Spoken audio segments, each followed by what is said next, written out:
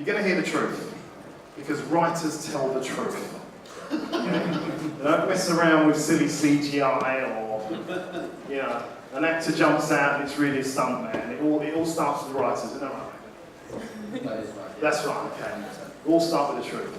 Okay, but before we start, can anyone make sure that they've got their phones off? And there's a little chap up there. I forgot your name. What's your name again? Okay. And all your seats are numbered, so if anyone's phone goes off, there's going to be an electric shock. Straight through the centre of you, so I'm hoping someone leaves their phone on. But okay, so we have on the panel some distinguished guests. We have Nathan Price. Nathan's a young writer, a promising footballer, decided to change his career and tell the truth. And, you know, he's doing some great things. We have Rachelle Constant, who's a script development person, the go-to person for script development. We have Helen Blakeman. Anyone heard of Hetty Feathers or Caravan?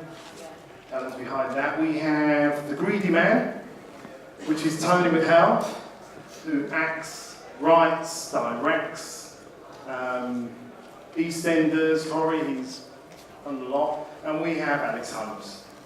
Alex has, to his name, Saddam Hussein. There's not all of Saddam Hussein.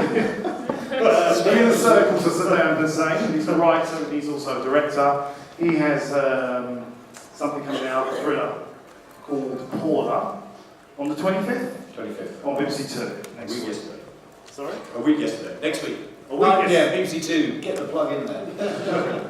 Okay, so we'll begin. So I'll be doing a bit of travelling, telling everyone that this is going on. So yesterday I was in New York, and I said, you know, told everyone what the panel's going to be. And we start off with a question of one of the directors at Rachel, and then the panel can all jump in. How writers are found. The act of an agent, finding young writers on YouTube, the BBC script development programme, etc., etc. To the would-be writers here, could you kind of elaborate on how writers are found, the type of things you're looking for? I mean, I work with the BBC Writers' Room, so we have regular kind of script submission windows each year. So we have a drama script window and a comedy script window. And I also oversee the continuing drama shadow schemes, and that's for shows like Casualty, Holby City, EastEnders, and Doctors. And what we do as a team is we pretty much go out there, we go to the theatre, we go to kind of writing showcases, we go to universities, we give talks. But a lot of the guys that we end up finding are guys that have submitted their spec script to the BBC Writers' Room, which we kind of sift through and read and long list all the writers to then interview, and we go from there. Is it a particular type of scripts that you look for? Is it genre? Is it a certain talent? What jumps out, just to give these guys a line? What is it you're looking for? Is it the story? Is it how it's structured? For us, it's voice. You know, we'll read a feature film script, we'll read a telly or radio or a play. For us, it's the voice, it's the world, it's characters. We don't care too much about structure, but there's something from us that feels, in terms of the writing that speaks to us. So it's, in a way that when you read a novel, if you watch a play or a film, at the end it's, did you enjoy it? Is there some, would you want to watch it again? Is there a character that, you felt for, that, kind of jumped off the page or the screen? Okay, thank you. And the rest of the panel, how were you guys found? What route did you, what got you here? But before you answer, guys, I just want to say something. The girls, or Helen in this particular instance, she's talented, she works hard, really good at what she does. The guys, they're only here because of their looks. It's nothing to do with talent when it comes to male writers. It's all about their looks, so just bear that in mind. So if I go first with Hugh Brown. I have a background which is quite interesting and quite unique to the UK, which is or rather not unique, but particular for the UK, which is, I came up through documentaries. I was a documentary maker. I was a journalist first of all. I then found that journalism was really lonely, so I thought I'd get into television where I might meet some girls. Unfortunately, I went to current fairs where there were very few girls 20 years ago, and certainly none that were interested in me. So that's how I got into the industry. How I became a writer was, I would say, the sort of polar opposite from what Rachelle was talking about. I became a writer out of need. I was a director. I had a story I wanted to tell. I searched around for a writer that we could get on board to write it. I was working with some producers. The longer the search went on, the more frustrated I became until I ended up writing the damn thing myself. And that was how I really became a writer, basically. And I enjoyed the process. I found it really difficult, surprisingly challenging. I mean, I'd always written my documentaries, but screenwriting seemed something totally other. But then I kind of just thought, well, I'm not going to wait anymore. I'm going to start, and then they can tell me it's bad. And they probably did tell me it was bad, but I've forgotten that bit. Ignorance, leap of faith, and good looks. Yeah. Exactly, good ones. Exactly. And Tony? Well, obviously times have changed since I started writing. But I think one thing remains absolutely constant, I absolutely 100% believe it, is that writers write. I very rarely go a day without writing, because I can't. If I could, I would. I really would, I promise you, because it's not a pleasant job at times. It's just, if you've got something inside you want to say, then say it, write it. I mean, I started writing, because I was in theatre at the time, started writing plays.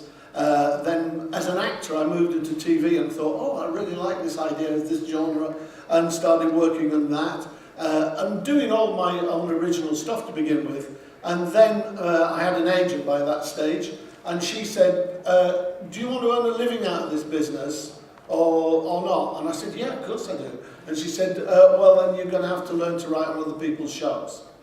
And that, I spent a lot of my life writing on other people's shows. And it's funny talking about voices and things like that. I ran Holby as a sort of, basically as a showrunner for 4 years. I also created it sort of 16, 17 years ago, whatever it was. But I ran it for a showrunner for 4 years. And what I was always looking for was people who could actually adapt to the format of that show, that could actually get into the head of that show. And that is it's a different talent. It's exactly about what you want to do. If you just want to write your own stuff and things like that, and you probably will go slowly broke, then that's totally understandable, and I totally admire you and all that. If you want to earn a living, the chances are you're going to have to put your head in a different space at times. And I swear to God, everybody says, oh, that's easy. It's much harder, certainly for me, than sitting down with a blank page and saying, oh, I've got this idea. These are my characters. These are my stories. This is, I can put in there. I can do this. I can do that. You can't obviously do that if you're writing on Holby City, Casualty, EastEnders, or any of those. Okay, guys, so it's easy, okay? And Helen, thank you, Tony. I became a writer, like Alex said, through need. I acted, I was in the National Youth Theatre as a kid, and after that I thought, maybe drama school, and then I went to university to do drama, and while I was there we did a lot of devising, and I started to realise that I was saying other people's words when I knew that I could write those words better than they did. And so I started to write, and I applied for a master's degree at Birmingham University, which was run by David Edgar. And I went on that course thinking that you had to be Arthur Miller to do that, and I wrote a play while I was there, and my play was picked up, it was watched by Terry Johnson at our end of year show, and he took the script that day and took it to the Bush Theatre the following day. And my play was on within a couple of months, which was phenomenal, and suddenly I wasn't a student anymore, I was a writer. But my need was to tell stories that came from the mouths of people whose stories aren't usually told or heard. And that's something that I always hold dear to myself. I then went into television. And since then I wrote Pleasureland for Channel 4, which was on a number of years ago and was quite controversial. It was in the, what was the name of it? Adult at 16 or 14 season, I can't remember, but I know that the Daily Mail decided to camp outside my mum's house for a little bit. And then I had a couple of kids, and then I adapted a Jacqueline Wilson book which was sent to me called Dustbin Baby, which was phenomenally successful, and that was on BBC One and on CBBC, and I won a BAFTA for that and an International Emmy Award.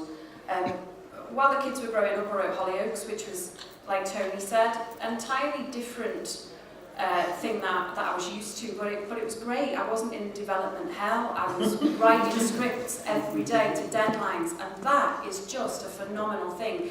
My goodness, you get up every day, you've got a deadline, you hit it, you make it, you go on to the next. And that's really inspiring, and that absolutely teaches you the craft. And since then, I've now got my own show, which I showrun, which is Hetty Feather on CBBC every Monday, 5 o'clock. More online player, and we're in the top 4 this week. And that has been another learning curve for me, because while we take Jacqueline Wilson's book, I've entirely opened that up into a bigger world, and that's yet another different craft that I've learned. So while I also develop my own original stuff, I also write on that, and I'm also writing on another TV show as well, which is highly successful and on a Sunday night, which will be out next year. And there are so many different skills, but what I'd say to people who are starting off out is listen to Rachel. She's the most important person here to listen to.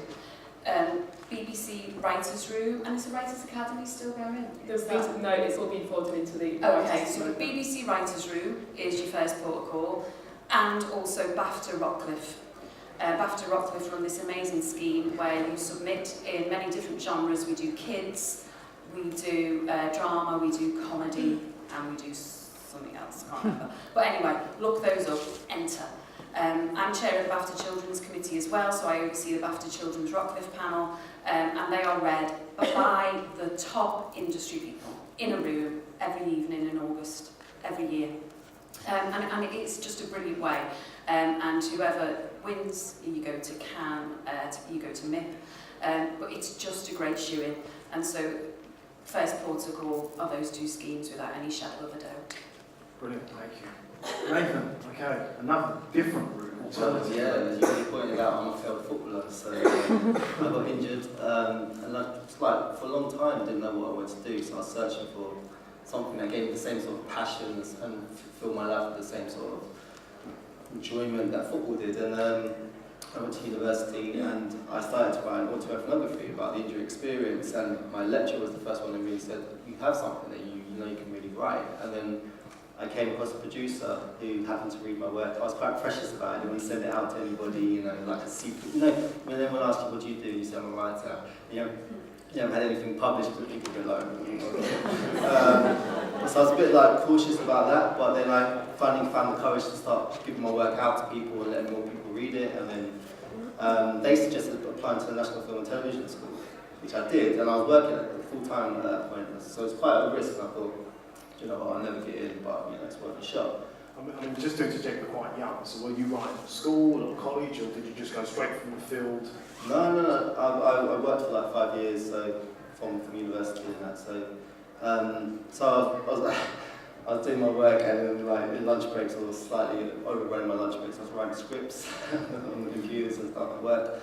But I applied to NFTS, and I got in, and it was a fantastic learning experience for me.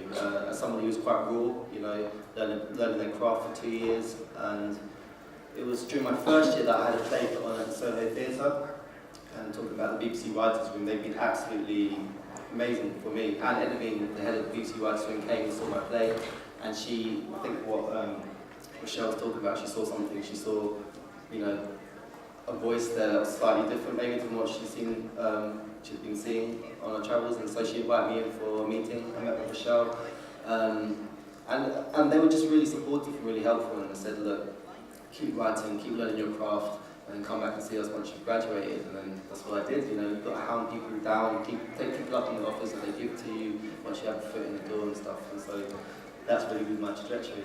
Brilliant, thank you. Great answers. Okay, if I could direct this one to Helen and Pam.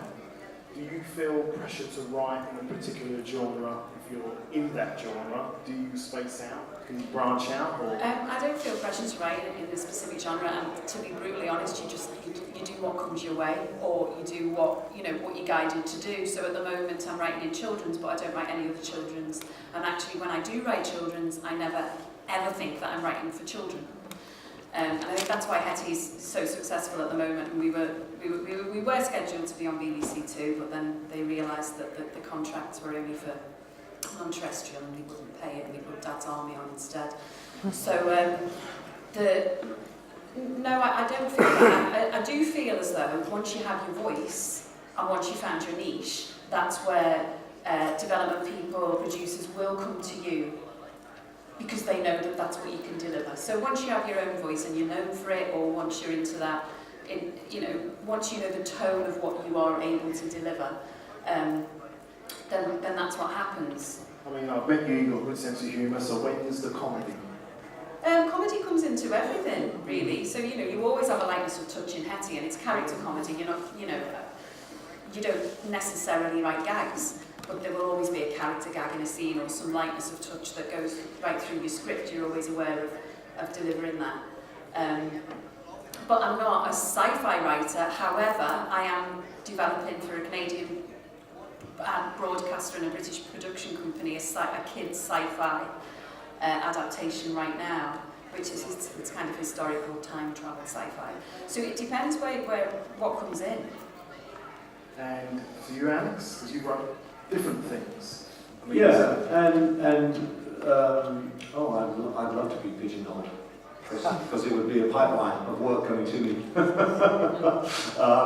But no, I actually, it's funny, people see different things in what you do, and they're like on one aspect of it, think, oh, he can do that, therefore let's take this thing very similar. So people, you do get offers of the same work coming down to you. They do think because you did X, you're going to do Y. They work on a sort of algorithm system. But that said, I think that actually I think there are two things that matter. First of all is your passion. If you suddenly decide you want to go do something different, know that it will be a more difficult sell. But if you believe in it enough and you have good writing under your belt and good samples, I mean, I think I would sort of cultivate one garden to start with rather than many different plots. So that's where I start. But once you've got one garden going, then you can branch out. But it will be a more difficult sell. I remember a couple of years ago, I thought I came up with a genius idea for a rom-com, but no one would hear me on it. I still have a genius idea for a rom-com. If anybody's in the market for a rom-com, it's still fantastic. But no one's interested in getting a rom-com from me, and it's kind of like, okay, so move on from that, do something different. But the other thing I would say, just on this, and I think it's really key, is that I didn't realise this until way too late, in spite of the huge numbers of people who kept telling me this over and over again, and I wouldn't hear them, I didn't hear them. I thought this industry was all about talent, and actually it's not all about talent. A lot of it is about talent, but a good half of it is about relationships, and it's about building relationships. And that isn't a kind of, I used to react against that because I used to bristle at the idea that it was some kind of cozy club. I used to really hate that idea that I might be sort of somehow suborned into some kind of cozy club, and I used to fight against it. And actually, what I didn't realise, and I now realise with a little bit more maturity, is that actually those are creative partnerships, those relationships. They are a way of cultivating your vision, your opportunities, that actually by pairing up with people, not necessarily other writers, although it can be, other writers, but maybe with producers or directors, you establish, first of all, you establish a shorthand, so working becomes more quickly. You establish trust, most importantly of all. And trust is absolutely, I think, essential to the creative process. And as a writer, you need people to go out there and fight your corner. You need producers to go out there and sell your work into broadcasters, into film companies, to say, this guy is really talented, I vouch for this person. he or she's really got something. Because if someone believes in you, then it's much easier to get the next person to believe in you and sort of build on that. So if you find someone who shows any interest in you whatsoever, any interest, cultivate that person, explore that relationship. You know, maybe it won't be the right relationship, but don't turn your back on it because you think I can do this on your own, because you can't and you won't. And just really remember it's all about relationships. And the better those relationships, the more creatively satisfying you'll be. Is that be a producer, an agent, or? Yeah. I mean, agents are good. Producers are even more important because producers actually make them. But agents are good. But you know, I think agents are tough because they have so many people knocking at their doors. Producers have a need. Producers need writers. They need material. They need stories. They need things to sell. And you are what they're selling at the end of the day. So I wish I had been more careful with the people who were kind enough to express an interest in me, rather than immediately moving on, thinking the grass has got to be greener somewhere else. Because you know, I've learned later in life that those longer relationships actually bring more fruitful collaboration and more satisfying work. Brilliant. And I know it's probably a different time, although you are a young-looking man, Tony. Similar sort of thing? Do you feel pressure to stay within a job, although you wrote different things? Tony's the one you need to cultivate. No, I never found any pressure to stay in anything, except maybe, you know, when you start earning money, you think, oh, well, I don't want to lose it. And that's the honest truth, you know. I'm a total whore from that point of view. If you flash the money at me, I'll come, you know, and it's as simple as that. I'll write anything you want as long as you pay me. Equally so, you know, you can't pay me enough. So, you know, it's the way it works for me. I constantly have always been writing my own stuff alongside doing soaps and continuing dramas and what have you. And for me, that's the way that works. I have a bit of a butterfly brain anyway, that I can only concentrate for so long on one project, then I want to do something else. And I luckily can keep about 3 or 4, maybe 5, 6 projects going at the same time. Right, you know, writing a bit, doing a bit, and developing a bit, and what have you. I think absolutely, what Helen said about learning the craft.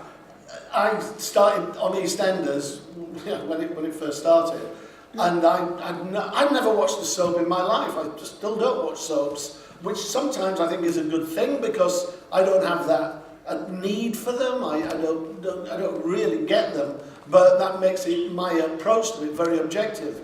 And I just wrote them because that's the way it worked. It's not something I particularly wanted to do or would, you know, rush out doing again, but it's the way my life worked, and I think it's just what you're saying, isn't it, Helen? What comes your way, you tend to sort of do it, because it is, a lot of the time, is survival, you know. I have a wife, children, you know, mortgages, all those sort of things that you end up doing because that's life.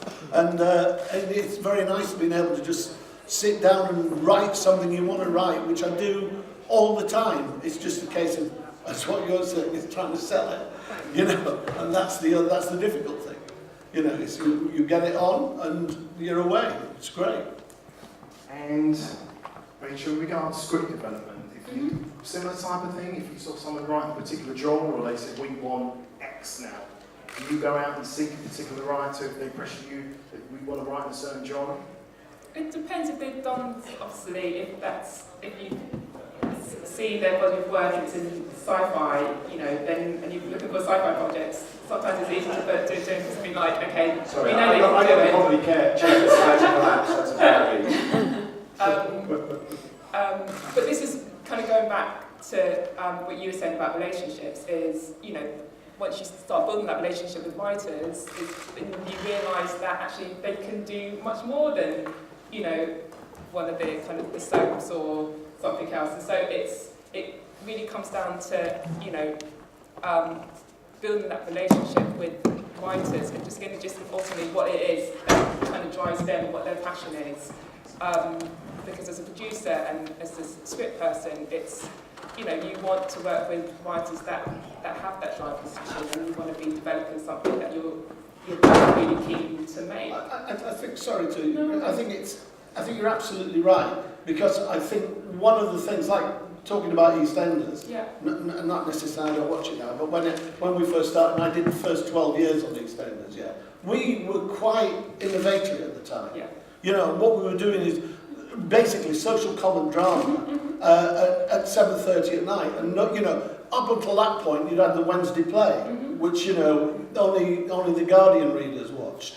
You know, I'd like to approach a wider audience than that and to get to the people, but you have to be passionate about it. Yeah, totally. Do you know what I mean? You have to be passionate about the stories you tell, even if it's in a soap or a long-running And drama. you also know when things are working. All my best projects, I cannot remember writing them.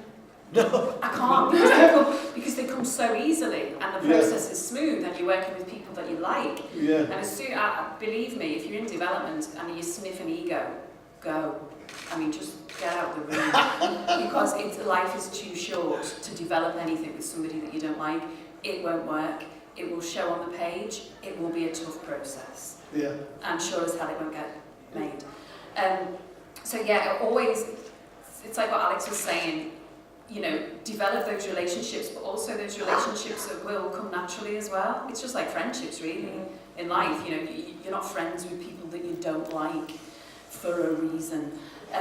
So it's the same when you develop something, because you have to be free enough and have that interaction with a development exec who gets it, you know. And it's got to be enjoyable from both sides. And you know, at times you do, you know, you put your soap head on and you're like, okay, that script editor is 12 and doesn't get me, but you know, I'm getting a check at the end of the week, and that's fine. But as Tony said, you need to keep your own your own voice developing alongside that to keep yourself sane. Not only that, but to keep your craft intact. And I just, you know, and I think even, you know, the writers that I, you know, met and worked with when I started out, and you know, I'm sure you guys can say that what you want to write changes as you get older. And, you know, as a script development person and producer, it's great, you know, when you meet a writer and, you know, they're like, actually, I really feel really strongly about this. I want to write. I'm at this point where, you know, I can tell the story. You know, you're saying as well, equally so, that ability to adapt to the people you're working with, I think, is really important. My very, very first television commission was a thriller, a 3-part thriller, which it was similar to the writer's room, I'm sure. I kept sending in scripts and they kept flying back, and I didn't, you know, I just thought, oh, must be shit, I'll throw them away. And actually, I never did. I kept them in the loft just in case. And eventually, they rang me up and say, you know, actually, we really like this. Could you come in and talk? Actually, they said they'd take it out for lunch, and nobody had ever taken me out for lunch, you know. So it was great. And I sort of went in there, and that was a thriller. And the bit then I learned very quickly is that although I was being paid more money then than I'd ever been paid as an actor or anything else I'd ever done in my life, they wanted to change it all. Which is a bit I didn't understand at the time. I do understand now, but I didn't at the time, and it's something you've got to understand that, you know, deliver Hamlet, they'll want to change it. You know, they'll say the to be or not to be speech isn't working. It's a little confused. Yeah, you see? But strangely enough, I think I still write virtually everything I do, even if it's humour, as a thriller.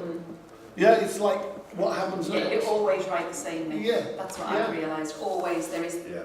Always, you cannot do it. I don't know whether it's a DNA thing. I don't know. Or constantly, we come back to the same story. I think that's true, and actually, it's a thing that again, it took me a long time to actually appreciate. But you know, there's a lot of talk about developing your voice and finding your voice. You know, you have a voice. Let me tell you, everybody. If we were forced to write, put in a factory and made to write, everybody would write something different.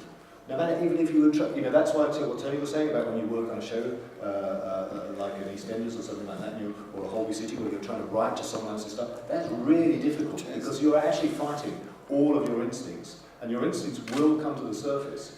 Each one of you would write a completely different piece, given the same parameters. And you know, don't think, do I have a voice? You have one. It's just a question of letting it come up and come out, and doing enough, writing enough, that you discover that actually you've written two things that on the surface appear to be about something completely different. They're actually identical. Yeah. You know, you're examining exactly the same thing because that's what you just go to. You can't resist that sort of gravitational pull. And everybody has it because we have it just like we have a character. You know, we have something that we express through writing. And, you know.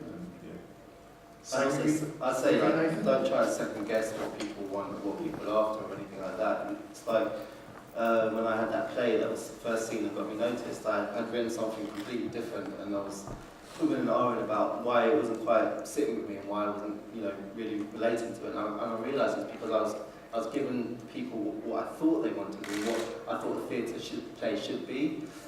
So very late in the day, I changed it, and the idea that I eventually went with, the play I put on, came to me one night, and it was about this amalgamation of like people I'd known throughout my life, a situation that happened in my area, all the experience that came from me. I just splurged it out on the page, and I thought, you know what, they're gonna absolutely hate this. It's gonna go down like a bomb. And then people loved it, people related to it because they could see part of me in it, they could see the passion that which I wrote in it, and I think that's the most important thing. And I think even if you're writing someone else's show, yes, get their voice, but show something about yourself, show something about, you know, something that excites you. You know? Just to pick up on that, it's quite a few years ago I was writing Silent Witness at the time, and they did, in those days, I think they do more now, I think they do about 6 films a year. They used to do 3 2-hour films a year, and I'd written one that was scheduled to go out, the first one of the series, which was the thing I remember today about Sleeping Dogs. It was called Sleeping Dogs, and it was about the Amanda Burton character who got involved with the RUC in Northern Ireland. And I checked with everybody as we were developing this, you know, is there any problem about them talking about the IRA and RUC? Is there any problem? No, it's okay, it's fine, it's no problem, blah, blah. Cut long story short, when Amanda, who actually really liked the stuff I wrote, so it wasn't a personal conflict or anything, actually said, you know, unfortunately this is uncannily like my life. And her father had been an RUC officer, and she was actually terrified that somebody might look at this and think it was autobiographical and somebody might wreak revenge on her family. So at the last minute it was pulled. So I get a phone call. Bizarrely enough, I was in Morocco. That's not part of the story. But I was in Morocco, and the phone went, and they went, I'm terribly sorry, Tony, we've had to pull it X, Y, and Z. So I went, oh, okay, you know, and they said, but we still haven't got, we'll move on number 2 to yours, but you can come in at number and do the 3rd one if you want to. And I went, so put the phone down, I was with my wife, I said, oh, fuck him. Let him have it, fuck him.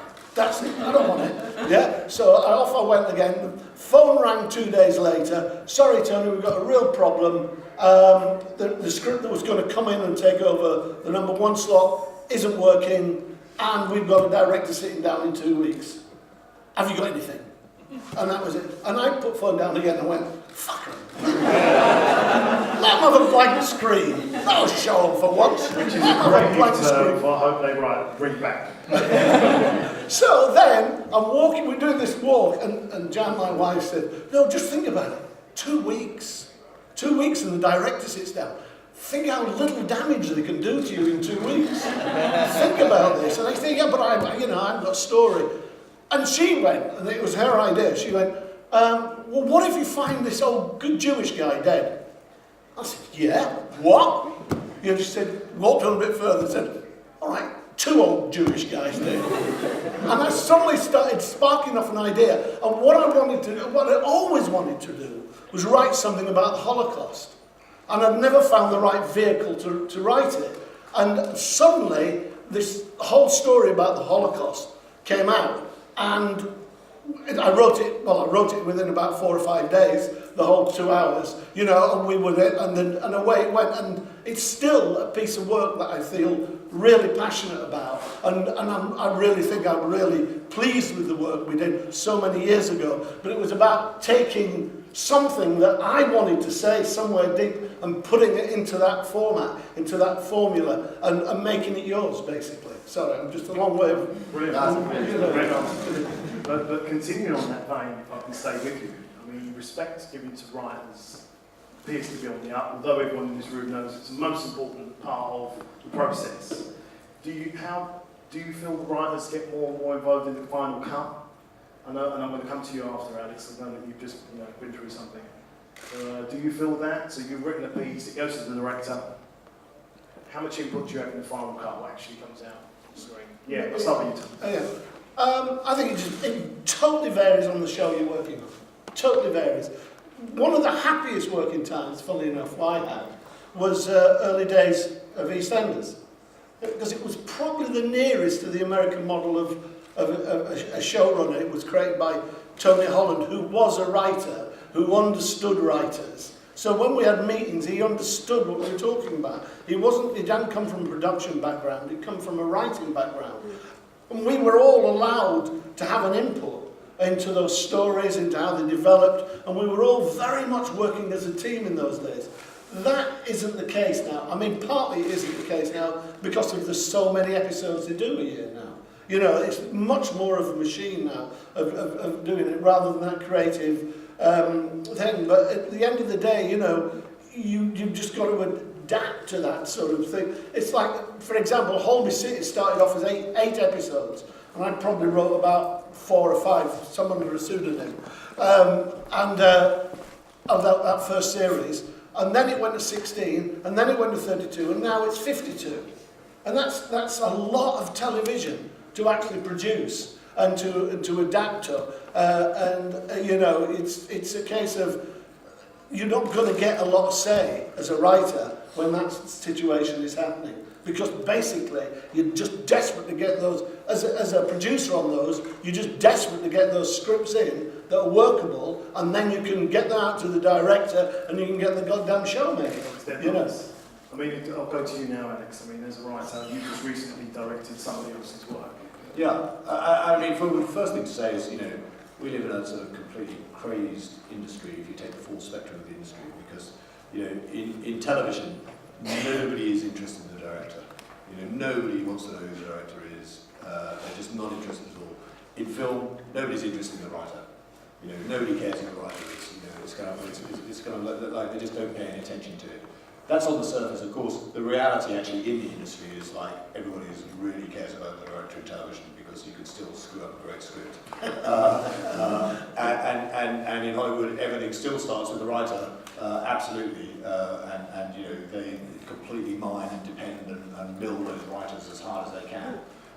So you know, well, there's this superficial impression that films are made by directors and that television is made by writers. Actually, you know, that we all know that isn't the case. However, it does kind of reflect in the role of writers in the cutting room, which is, I think, what we're talking about here.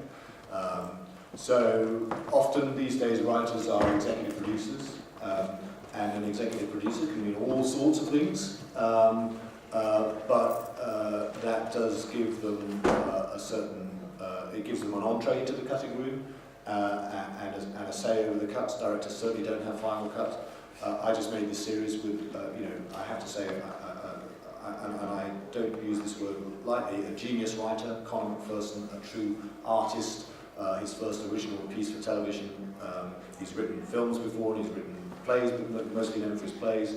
But this is his first original piece for television.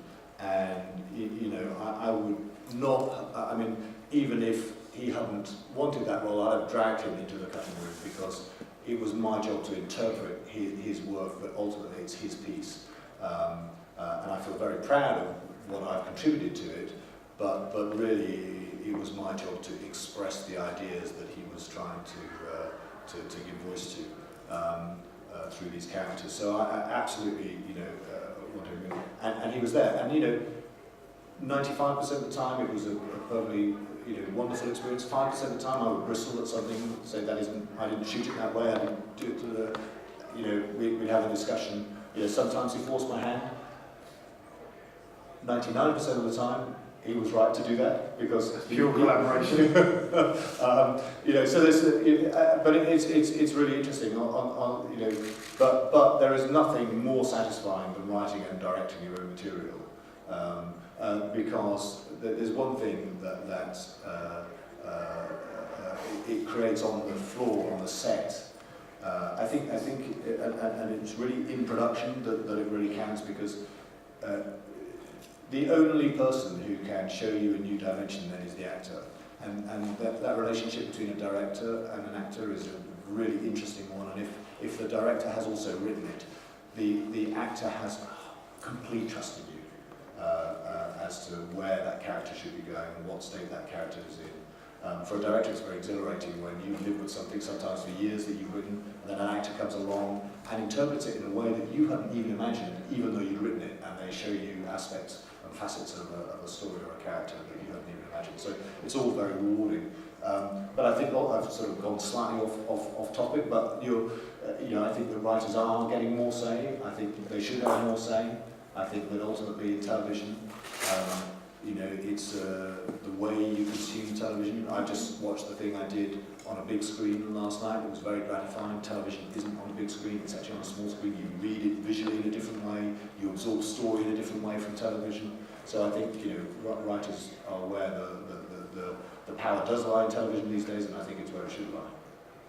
And if I could come to you, Helen, Well, for all of the projects that I've been involved in, apart from soap, I've always gone into the edit when I've been available to go in. It's just been a kind of invited given. or contract or just not your own? contract, no. Just do you want to come in? Yeah. They're I went scared. in. Huh? They're scared of you. They're scared of me. That's No. the question. No, not at all. You want all the help you can get. Yeah, you Any do. Honestly, good ideas? It's just, Not every director. It's a Not every director. process, I think. And sometimes I go in, or I'll go into a grade, or I'll go into some ADR or whatever. Just whenever I'm available, I'll go in. On this series of Hetty that I'm writing right now, I've just been made associate producer as well. So I'm the first writer to have that credit in British TV. Basically, because Kids Telly doesn't have the money to pay for a showrunner exec title, so they've kindly given me this for free. So I will go into the edit far more for this one, just so that I can oversee and have that experience as well. But I've always found it entirely, collaborative, and I think that the one thing that TV does lack at times is pre-shoot collaboration. So that it's quite rare to sit down with a director and do a page turn, which actually is gold, because you sit down, you're like, what, they can say to you at that point, and what did you mean by that? And if I do that, what I was thinking of doing with that scene is, and when you have that time, that's wonderful, because you're getting through a lot of issues that arise. When you say that's gold, in a sense, does that not happen? Does that happen with you guys? That you sit Do down? a page turn? Yeah. It The writer, the director, Oh, it's the all actors, dependent, isn't it? It Or what depends. time It you've doesn't got. happen on those big shows No. anymore. It used to happen on those big shows, but it doesn't anymore. Nobody's got the time because they just throw it out. But I always tends to, on the sort of 2-hour, returning drama series, you tend to sit down with the director and go through it, which is good. But if we had all the time and the money in the world, it would be different. But it's Yeah, always it's not. it is. Unfortunately. And all of those shows have been regulated. pared right down financially. They got tighter and tighter as the years have gone on. And sometimes you don't have time to go in the edit because you're writing the next series. Yeah. And yes, as for you, Rachel, do you ever find that writers who would be developed, they'll hand something over to director and they'll come back to you and say, that's not how I interpret it, and they go, All the time. All the time, is that? I was coming to you in a minute, because I know you're drunk. I'm drunk. It happens all the time, and it's hard because you do, that's the job of the director. You hand over that script, and it's, as a producer, you hope that you've got the director that understands the story and the writer, and there's always drama behind, behind the camera, and it's just managing that. It's finding a way to allow the director to ultimately, to take that body of work and to create something themselves. And that takes a lot of trust, but I think with most of the projects that I've worked on, I've always, the writer will call me and say, can we just, well, I'm not sure about this, or, and it's just things.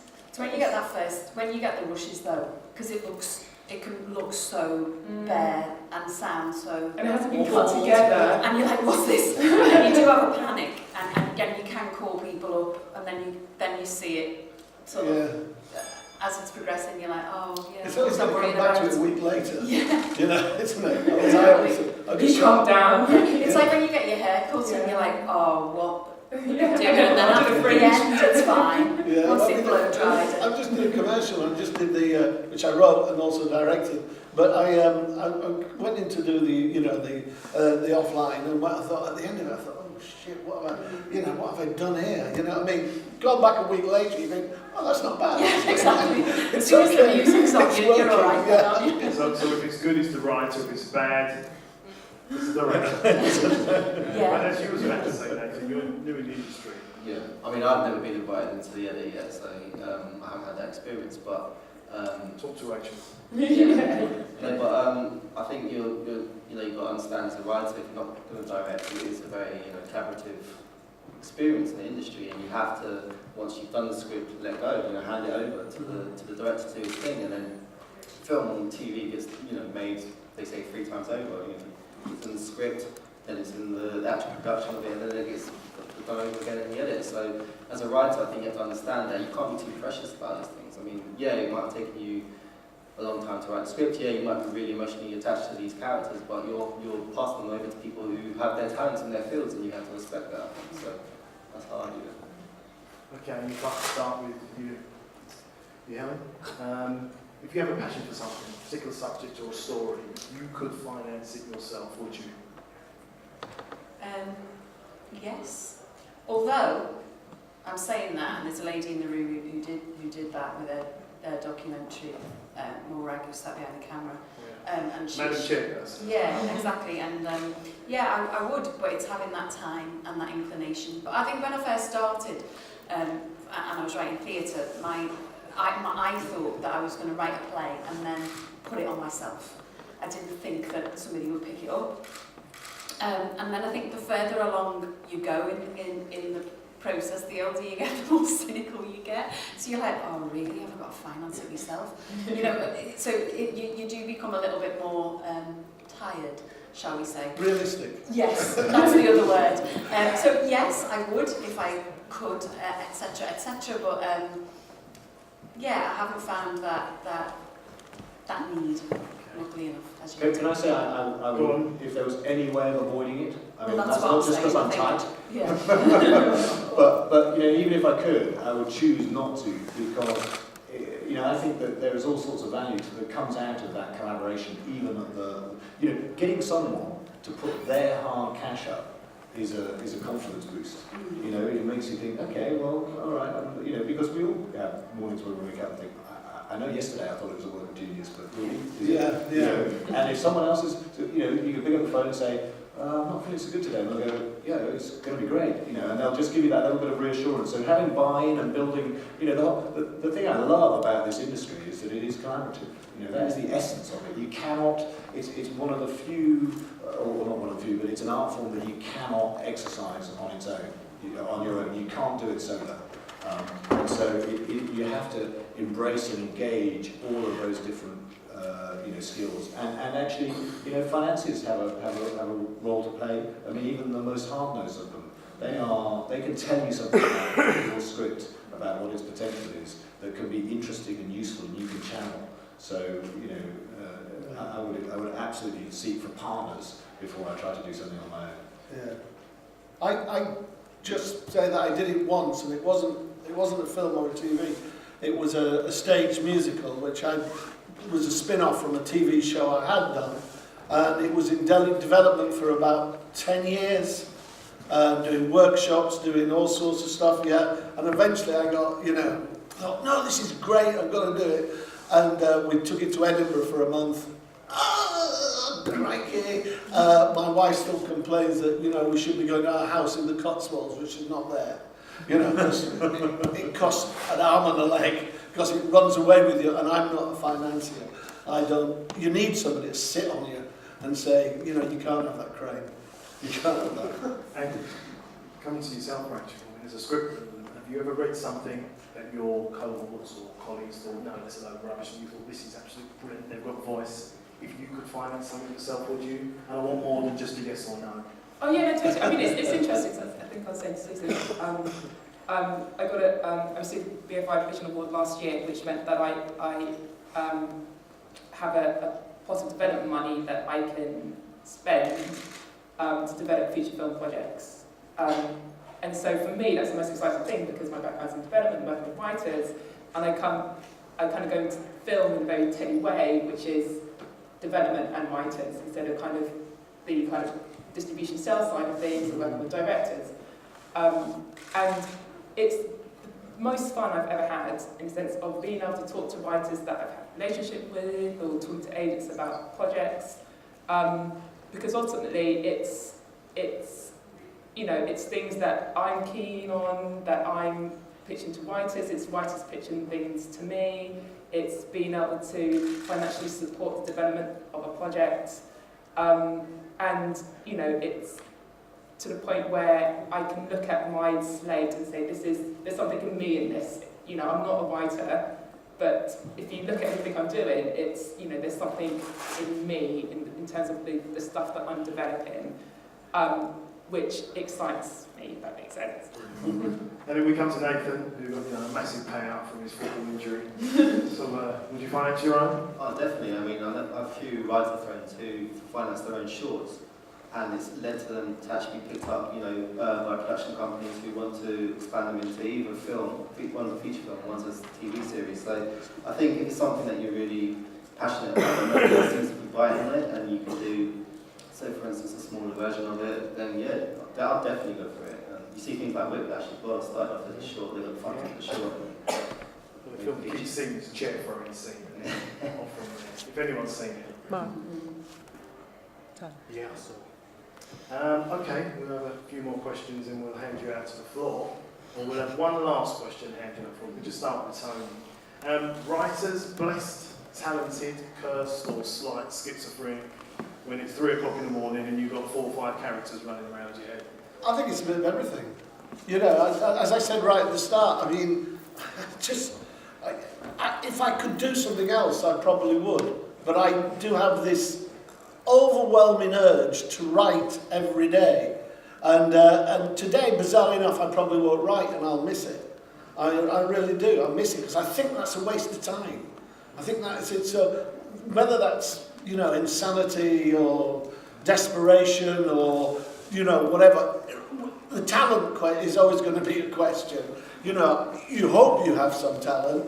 You hope you're reaching people. You hope you're giving certain people, something in their lives. But it's a difficult thing to quantify, isn't it? Talent, I'm afraid. Hopefully, The audience is the judge. Okay. Yeah, they are. And I suppose I've always said, you've got to persevere, you've got to work hard. It's not easy, and at the end of the day, I suppose I just always consider it that I've probably got it right more times than I've got it wrong, and that's how it sort of comes about for me, really. But that's my life, It's not everybody's. And Alex, if we could come to you, cursed, talented, schizophrenic? Cursed and blessed in equal measure, and that is the burden of wanting to write, of being driven to write, because it is tough. It is really difficult. It's not an easy industry.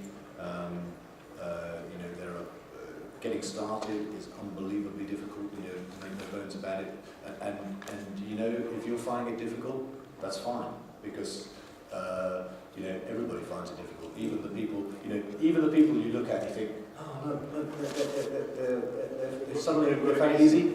Last week it wasn't easy, and the week before that it was even more difficult. The week before that it was almost impossible. So it's not easy, and if it feels difficult, that's fine. It is difficult. Don't give up. Keep going.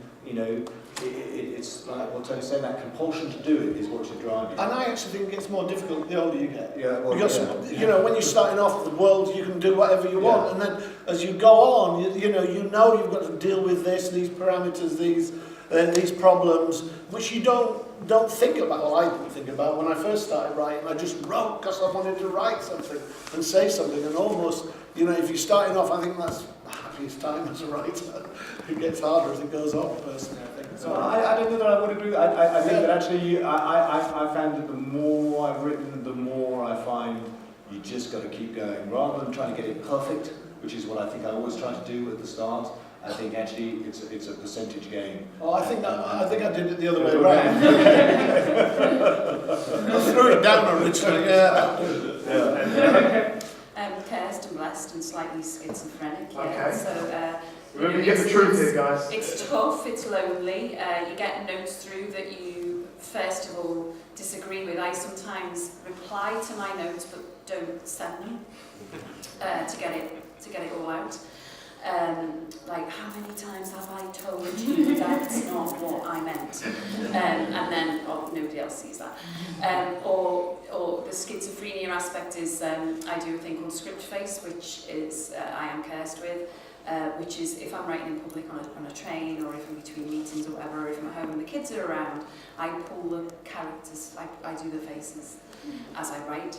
And then the other day, where I write, like I live in a terraced house, so I write in a bedroom upstairs and the window's there, and I realised that I've been writing a farewell scene, waving like that at the desk for quite some time. And I was like, if anybody's walking past, because I live near a school as well, it was quite embarrassing. So there are things that you are cursed with. However, you are blessed in so many ways. You're your own boss.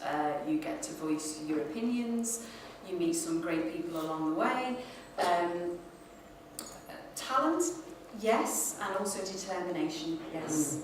And Nathan, I'll come to Yeah, you. no, all of that. I mean, it's crazy what you do in the confines of your own home when you're acting out a script. Or my search history, I swear I'm on a list somewhere because it's just, you go to dark places, let me just say that. But yeah, it is lonely, definitely lonely, and I think having a support network, so you say cultivating those relationships that help you through that loneliness and can get off you that support when sometimes you can't see, why this isn't working out. And I think that's really important because you do. I mean, I spent the last 2 days alone in my room doing the script. Be careful. Yeah, it's been raining, so it's alright. But it's just you have to have that support network. You have to have that emotional connection to somebody. I think.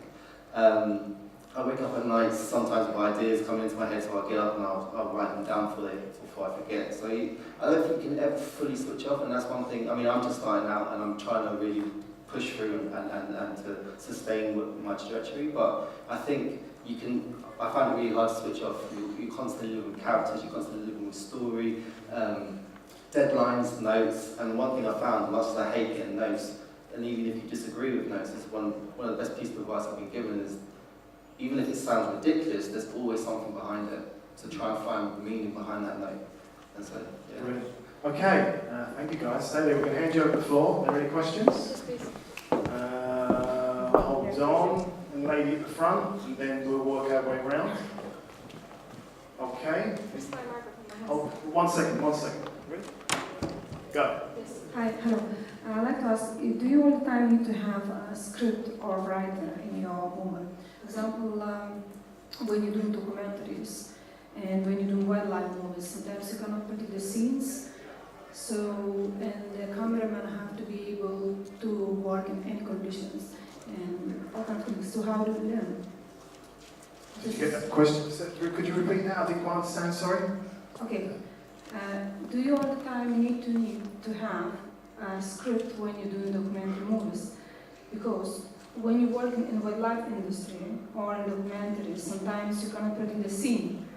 You cannot predict when the animal is running. You don't know where it's going to go. So do you actually need all the time have a script for it? Or you can do... Yeah. I get where you're coming from. So two things I would say about that. As a documentary maker, and I'm making a documentary right now. The first is, I often think that making a documentary is like the inverse of a piece of scripted drama, in that the edit of a documentary is more akin to the writing process of a drama. So you go out there and you capture your material, and the process of writing. Actually, this is what I found when I started writing scripts for the first time. Was I thought, oh, hang on, this is just like being in the edit. And that's what made sense to me of my writing process, was I was kind of writing it as if I was editing it. And then, of course that's an oversimplification, because you never go out and just capture footage when you're making a documentary. You have a structure in your head, you have a narrative in your head, you have a sense of who those characters are, what their trajectories might be, where this story is going to go, because you're not going to commit your time to something unless you think it's got some sort of future. So you have already mapped out, even if it's subconsciously, some sort of story map in your head when you go out and film your documentary. Of course, it completely changes when you get into the real world. But that happens in drama as well. You write the script as soon as you're in production, the script's out the window, you're changing things on the day, suddenly the space you're in doesn't match what was written on the page, so you're having to adapt it. And then you change it again in the edit. I mean, it's the whole thing. The film was made 3 times, and so it's just a slightly different weighting of how you do it. But I think you do, and I think that one of the things, it has made writing scripts, and partly as a diversion activity to save me from actually having to write words. I've read every screenwriting book there is out there, and I've learned to ignore them all. I think that's good advice. So I've got a great shelf of screenwriting books. I've read every single thing, made notes on them all as a way of diverting myself from actually doing what I was supposed to be doing at the time. But actually, that sort of stuff, you can't help absorbing a little bit of that sense of structure and what have you, and that does help you when you come to make a documentary. So I think I became a better documentary maker having explored all those avenues than I was before I explored those. I found that a lot of the stuff that I was doing in documentaries was in these screenwriting books, but I had been doing it intuitively as a documentary maker. Okay. Just a quick one. You mentioned, Tony, before that you were in Marbella or something with your wife and you come up with the story, Morocco, with the 2 Jewish guys. When you get that spark, or the inception of that idea, do you flash out a treatment and write that all, get it all structured? I mean, you mentioned structure before, or do you let the characters tell you the story and start writing the script? No, I'm always story driven. Yeah, what I mean. And for me, it's an old-fashioned thing, but I've always got to know what the end is before I start writing. So I tend to do it in various stages, which is start making notes about it, thinking about how the story comes together, slowly putting that story together in a prose way. Then, depending really at one time, I always did a scene by scene. Always did a scene by scene to break it down, so that I knew exactly what each character was doing when they were coming into a scene, and they weren't just there as superfluous people, scene by scene, and then do the script. But nowadays, sometimes I miss out the scene by scene process. If your treatment's solid, you can miss out the scene by scene, but you've got to have a solid treatment. So what Tony says, right? You kind of go from writing a sentence to writing a paragraph to writing a page to writing 3 to writing 6 to writing 12, blah blah blah. And so it is really step by step, isn't it? And once you feel as though that treatment, sometimes it's like what we say about DIY, and it's like, is it like 80-20, 80 preparation, 20 actually doing the thing? If everything that you're doing pre-script is really solid, it does make the scripting process easier. You can always change, especially if it's a long-running show or something. Something will always happen, and you go back to ground zero, don't you? And just start again. And even though I say I know what the end is, it may change in the process of writing the script. But I'd like to know where I'm going. I need to know where I'm driving to. I mean, I write notoriously really long treatments because I have to know that I've got to get from A to B to C, and because if I miss that out, I won't know how they're going to get there. What's that turning point? The worst thing is that people will say, oh, give us a page, and it's very hard doing a page, because you go, well, I'm not going to give you what this is really about in a page. It's like, you want to give them 16, 20 pages, and then you might get an idea what this is about, but that's another thing in life, Brilliant. Okay, got another question? Gentleman in the blue t-shirt. Hello. When it comes to scripts that are potentially going to be character or plot-driven and stuff like that, when you're during the development process, if you suddenly say it was more a character-driven story, you suddenly get to a point where you go, we've got a problem, this isn't working, storytelling on screen, so maybe more in the editing room. What happens then? Does it end up being potentially, what can we do with this, either with reshoots or in the edit, that might change it from a plot or a character-driven motivation, and it has to be played with? What happens when you hit those hiccups and you go, it might change tone, but how can we keep it feeling the same? I think TV costs too much to ever get to that point. Yeah, you're sunk if you're in the edit, then that's a problem. Okay, thank you. Another Yeah. question? So, you know, but that happens all the time on the page, you know, and changing the words around on the page, and you know, that's cheap, relatively speaking. Even though you're all incredibly well paid as writers, you're actually still the cheapest bit of the process. So. And I think it's slightly, just in terms of telly, I think because telly is so collaborative, and you know, and we'll work with writers, and you will do it's kind of scene by scene or beat sheets, and the idea is that, you know, the time goes to the script, that in terms of plotting and character, that it's already there. It should never reach a stage where it's shot and you're like, what is this? I mean, there is a caveat to that, which is that sometimes you find that the rhythm of it could go slightly off in a cut of an episode, and so that's when you rely. I mean, I think it's one of the things I feel I can bring to a cutting room, having a documentary background, is I can take the rushes and I can make something out of those rushes that's completely other than what it was shot for. So, you know, there are scenes in this series I've got going out, you know, starting next week, that weren't in the script, because I've constructed them out of other bits.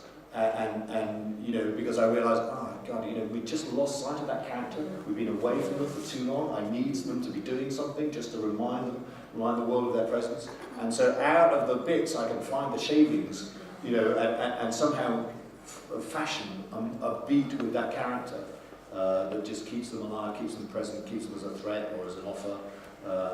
So, you know, you can change things in the cutting room, but only very, very minimally. And I think as a writer, you've got to keep sight, like Alex said about, oh, I haven't seen that character for a while.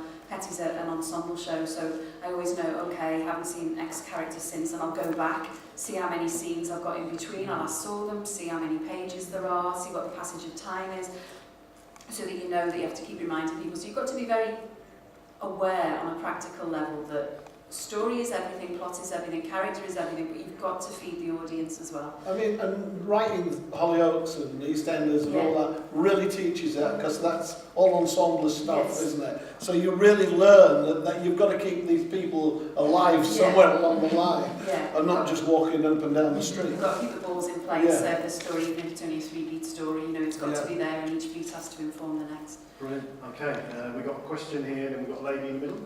And then we'll come to you, sir, okay? Although we're running out of time, sorry guys. I said this is the best seminar.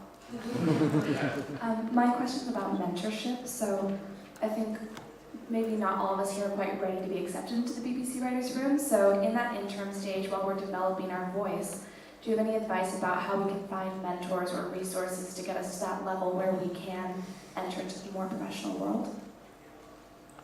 I think it's, I don't know how you guys, maybe you, Nathaniel, in terms of like courses and, you know, kind of universities, kind of screenwriting, and again about networking and finding ways to, you know, talk to other writers and kind of collaborate in terms of storytelling and sharing ideas. I did just a few short courses, so like, I mean, like weekenders that you go away and share sessions, you meet like-minded people, meet other writers, you can share ideas, you can, you know, read each other's work and give feedback if you trust that person's opinion. So I think that's really useful. Can I just say a couple of things about that? Because I'm a huge believer in mentoring. I have benefited from it tremendously, and I think that. But I think that with writing it has to be it can't be the kind of meet every 6 weeks. I think that's kind of not a great form. I once had the opportunity to work with David Milch, who's a remarkable writer when he was working on Deadwood. And David Milch, in spite of whoever's credit was on the show, he wrote every word in that show.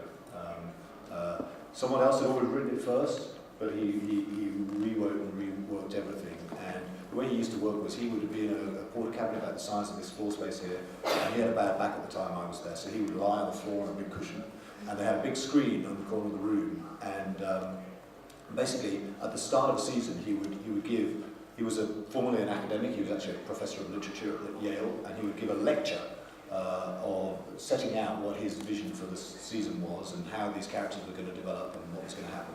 And then he would break that down into episodes and break those episodes down into scenes. And any writer in what was probably about 15 or 20 people could take away a scene and write it. And then you would submit it to the writing assistant, and they would take that. And he would say, okay, so here we are, episode 3, scene, act 2, scene 3. Who's got a version of this? And they'd say, well, we've got 3 versions of this. We've got John's, Charlie's, and Sarah's. And the writing assistant would say, well, let's bring up Sarah's. And he'd read it out loud in front of everybody. You go, well, that's shit. What has John done? Oh, John, okay, well, that's mostly shit, but I like that line in the middle there. And then he would just start to rewrite it, literally out loud in front of the entire room. And now he did this because he was formerly a heroin addict also, and a completely compulsive character. And it was he had to do it as a form of performance to keep the writing process moving. Otherwise, he would get, if he sat in a room and wrote on his own, he would get obsessive and just closed in. That taught me 2 things. It taught me that he was completely bonkers, and it taught me I had a little bit of that in me as well. And I think I said it before. I love the fact that this is a collaborative industry, and so I like writing with someone else in the room. I find it much easier to write if there's another person in the room. It keeps me self-aware, and that just helps me a little bit, puts me on edge a little bit. So I always write with someone else in the room, and I think I'm not alone in that. So why don't you just get your CV and send it out to every single person you can possibly think of? I know 5 people who will look at it. You may send it out 100 times, 200 times, what the hell? You don't even have to pay for postage these days. So just get it out there and ask. And someone might just say, yeah, why not? Why don't I just try this? And who knows, you might find someone who you hit it off with, and that just becomes a relationship that you can develop. Thank you. Next question, the lady. Hi, thank you so much. It's been really great. I just wanted to ask a kind of a connection with what she just asked. What advice would you give to young writers and directors, where they should start, how they should approach agents? Should they know when is the time to approach an agent, or just any kind of advice? And that starts with Rachel, yeah? You going to go with that one, or? It'd be interesting to hear how other people, because it's a lot of the writers that kind of the emerging writers that we're working with now have come through theatre, and that's mainly because it's so hard to get a step in telly, and even harder now because everything's pretty high end. And so a lot of kind of these emerging writers are writing kind of short films or plays and kind of putting them on in their kind of local pub and just trying to find ways to kind of get their work out there. And I think for me, I think that's really important, as these guys are saying, is to keep writing, but I think the next step is how can you get something produced that's not going to be kind of television series or feature film. And it's maybe Nathaniel, you can step in terms of in terms of the NFTS and your play. Your experience. I mean, as I say, I was kind of like a secret writer. I wasn't having confidence of give my work out to anybody to read or anything like that. But I feel if you work on something like spec script, if it's feature length or if it's short, and you really feel that you've got it to the best standard that you can get it, then by all means approach a producer or somebody who you admire, maybe somebody to take a look at it for you. And for me, it's not for everybody, but film school was unbelievably valuable.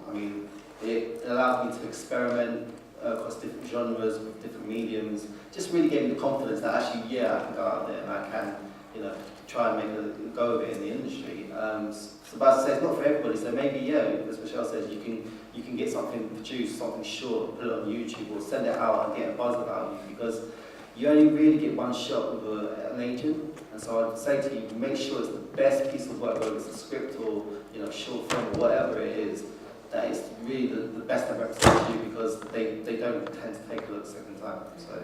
And in terms of film, things are on digital, can't say it now.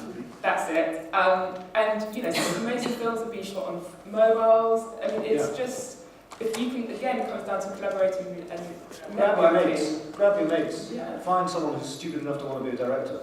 Find someone who's got a big enough ego to want to be an actor. You know, There's keep it loads. for. Just throw them together and make them do your stuff.